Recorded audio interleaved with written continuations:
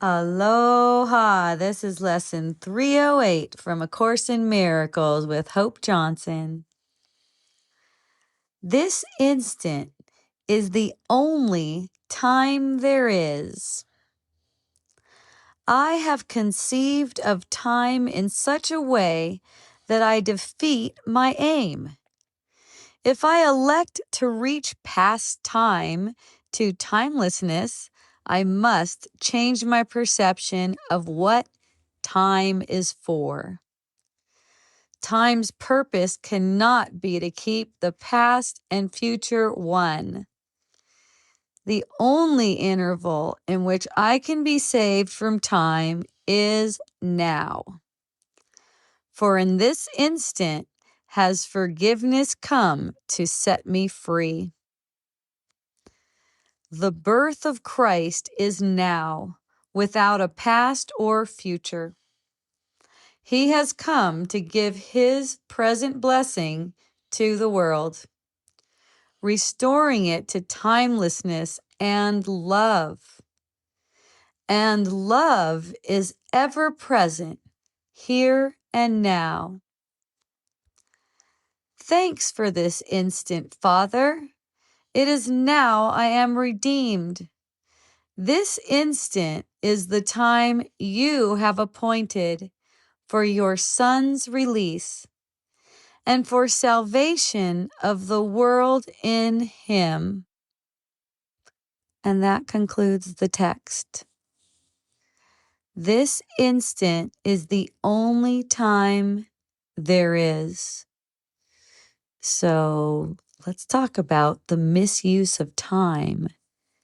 It says, I have conceived of time in such a way that I defeat my aim.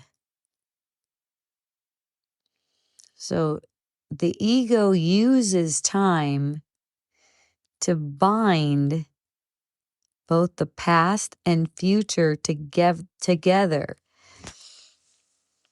This is what ensures that you overlook the present moment. Instead of overlooking illusions, you end up overlooking the present moment. By dragging guilt forward and projecting future fear, this is how you know you're not completely content. This is how you know you're doing it. You're listening to the ego. This is an easy way to tell.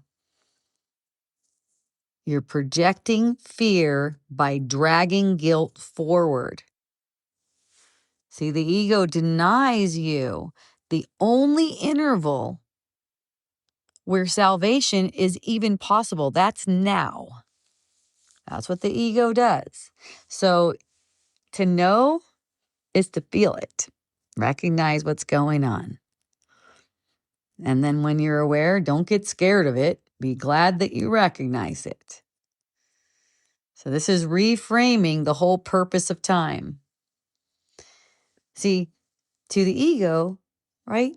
Time is for securing continuity of your illusions, right? It's like you want to keep your illusions going. It's as if that's a good thing, right? But it's not for that. It's for forgiveness. The use of time, the holy use of time. And why would you not want to use time for holiness, right? If that's your happiness. The holy use of time is to release you from the past. Dissolve your fear of the future too. That's the same thing. See? It's only thought of the past that makes you perceive future fear. What if you're just like a newborn baby, you have no perception of the past? You wouldn't be afraid of the future. You see that? It's the same thing. So this is what opens you up to present love. And that's the way out of time.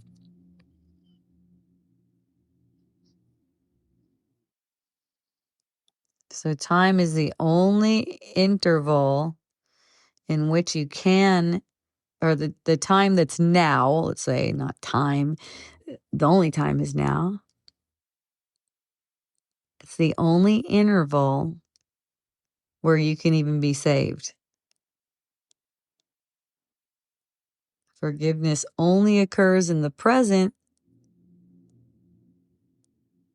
because there's no past and there's no future. But when you're thinking about the past, which is also the future, it's the same thing, really.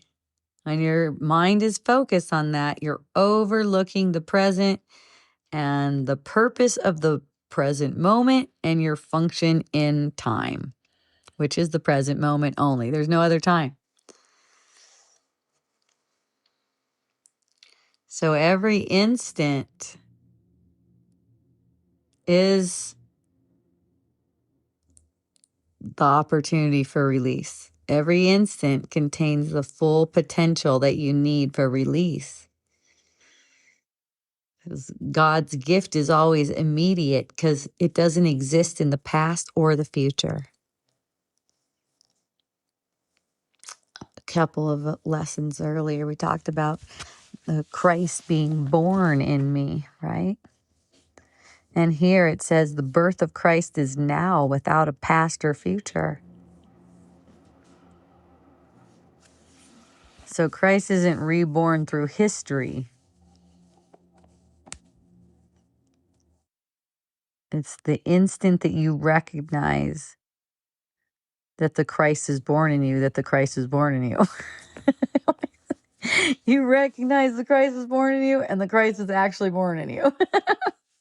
That's how it goes. Whenever you accept the holy instant, you're welcoming Christ.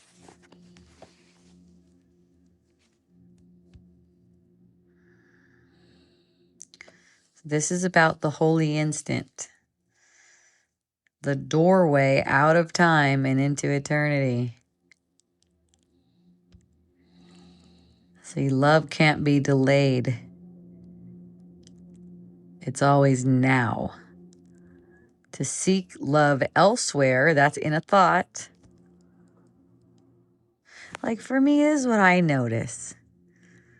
When I get a sense that I'm not wholly content, I put my attention into my heart area and feel it again. It's like that simple. There's love here now. Nothing needs to change for that. It's just a simple switch of attention right into the heart center. Boom, back into it. Gratitude is this instant, right now. Love and gratitude. That's a really, for me, that feels like they go together. They just go together. And with the attention on the heart, you just feel gratitude. And you feel love and you feel loved and you feel loving. So this lesson is closing with gratitude. All right. Thanks for this instant, Father. It is now I am redeemed. See, it's closing with gratitude again. So it's like ever present, talks about ever present love here. He has come to give his present blessing to the world, restoring it to timelessness and love. So we're thankful for the timelessness and love. This is not about waiting. It's not about bargaining or striving. It's just given here and now. It's the end of striving. And you know, like I get the sense, especially in recent months, I don't need to do anything. Like I'm not feeling like I need to strive at all. I just put my attention back in the heart. All right? It's not necessary anymore. And while it's necessary because you believe it's necessary, it's actually not really necessary, but your belief is super strong. So while you believe it's necessary and you find yourself striving, it's okay. It's all changing. So in the morning when you get up, you don't have to be mourning in the morning. Enter the day not as if it's a stretch of hours. Like what happens is, you know, looking at it as if it's like this stretch of hours that you're going to do a bunch of shit in. Look at it as a series of holy instants. Now, now, now, now, now. Maybe you have a schedule or something or a calendar. That's fine. Be open to the holy instant. Don't strive to keep your schedule. Listen to the Holy Spirit for the Holy Spirit's schedule for you. And all that means is shifting your attention. It's a choice. And for your attention to shift, you have to recognize, and this is a part of the practice too, that the thoughts that are kind of like gripping your attention to make you feel upset are not important. They're meaningless thoughts. Meaningless thoughts. Look at them. Don't try to repress them. Recognize that there's no justification for any thoughts that hurt. The justification for the hurt is thoughts that have no basis in reality. So it's not really justified either. And then throughout the day, whenever anxiety comes up or any other kind of fear, worry, concern about past or future, it's always about past or future. It's never about now. Take a pause and look at. Remind yourself, only this instant is real. And always in this instant, love is here. When love is here, there's gratitude. There's no need for anything else. And in the evening, you might reflect where you experienced the holy instant today. Just this collapse of past and future into love.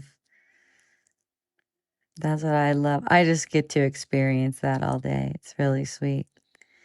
This, after lots of practice and recognizing none of this stuff in the world really means anything, I could just have the holy instant, like a constant instant. And when it's not there, it's also a super great blessing because I know it's coming back even more.